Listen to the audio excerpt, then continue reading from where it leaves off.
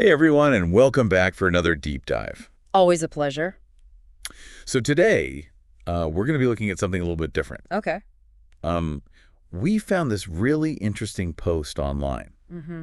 and it's basically someone reflecting on their 2024. Ah, You know how everyone does that around the end of the year? absolutely a time for reflection, looking back and looking ahead. Yeah, exactly, like New Year's resolutions and all of that. Right, right. But this one kind of stood out. Oh, how so? Well, for one, it's just really honest. Okay. And it's also got this like emotional depth that you don't always see. Interesting. I mean, it talks about their accomplishments and, the good things that happen. Sure, the highlights. Exactly. But then it gets into this like really heavy thing. Ah, Yeah. So they talk about how one of their old classmates from high school passed away this year. oh, wow. And you could just tell that it really hit them hard. That makes sense. I mean, even if you haven't seen someone in years, Right. hearing about their passing can bring up a lot of emotions. Totally. Yeah. And they even said that it kind of threw them into an emotional slump. I think that speaks to something really important about grief. Look. We often think about grief as something that happens right after a loss. Right.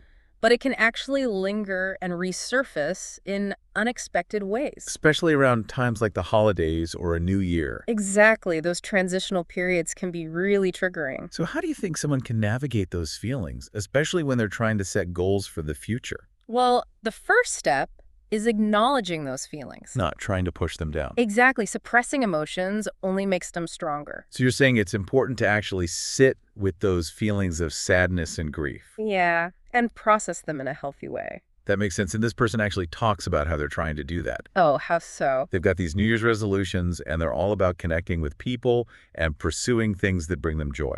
Like what kinds of things? Well, they mentioned wanting to spend more time with loved ones.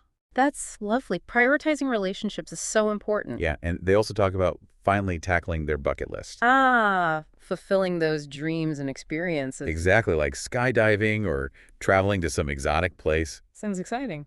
And then there's this one resolution that I found particularly interesting. What's that?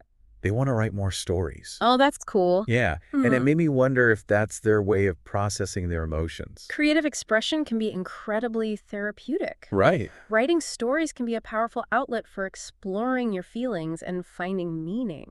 It's like creating your own world where you can work through things in a safe space. Exactly. And who knows, maybe they'll even share those stories with the world someday. That would be amazing. So it seems like this person is really focusing on connection, experience, and self-expression. Absolutely. And I think that's a great takeaway for anyone listening. Especially as we're all thinking about our own resolutions. Right. Like, it's not just about achieving external goals. Mm-hmm. It's also about nurturing our emotional well-being. Exactly. Finding ways to cope with the challenges life throws our way. And seeking out joy and connection. Absolutely. It's funny because New Year's resolutions sometimes get a bad rap. Yeah, people joke about how they never stick to them. Right.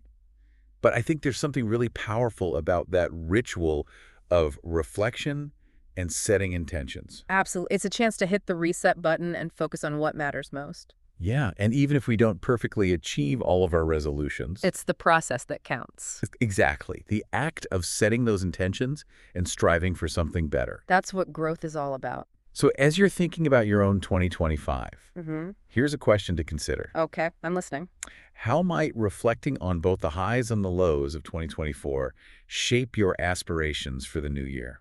That's a great question. Something to really ponder as we head into 2025. Absolutely. And that's all the time we have for today's deep dive. Until next time.